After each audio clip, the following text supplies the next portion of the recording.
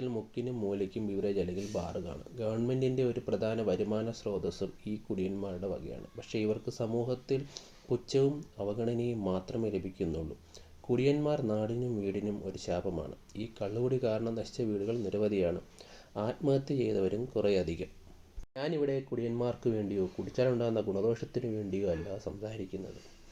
കുടി കാരണം ഗുണമുണ്ടാകുന്നത് ഗവൺമെൻറ് അല്ലെങ്കിൽ കുറേ മുതലാളിമാർക്ക് മാത്രമാണ്. കുടിച്ച് ശരീരം നശിച്ച് അവസാനം തൊലയും. ആർക്ക് പോവും? നിനക്കൊക്കെ തന്നെ പോവും. കാരണം കുടിച്ച് അടിച്ചു പോകുന്നവർക്ക് വേണ്ടി ആരും കരഞ്ഞ് ഞാൻ കണ്ടിട്ടില്ല. പ്രിയപ്പെട്ട കുടിയന്മാരെ, നിങ്ങൾ ഓരോ ദിവസവും മരിച്ചുകൊണ്ടിരിക്കുകയാണ്. കുടിയനെ കൊണ്ട് സമൂഹത്തിനോ വീടിനോ യാതൊരു പ്രയോജനമില്ല.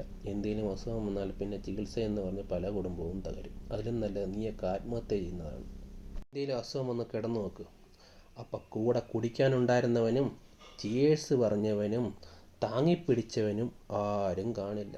അപ്പോൾ നീയൊക്കെ കിടന്ന് അനുഭവിക്കും. ഒന്ന് ചത്താൽ മതി, നീയൊക്കെ പ്രാർത്ഥിക്കും.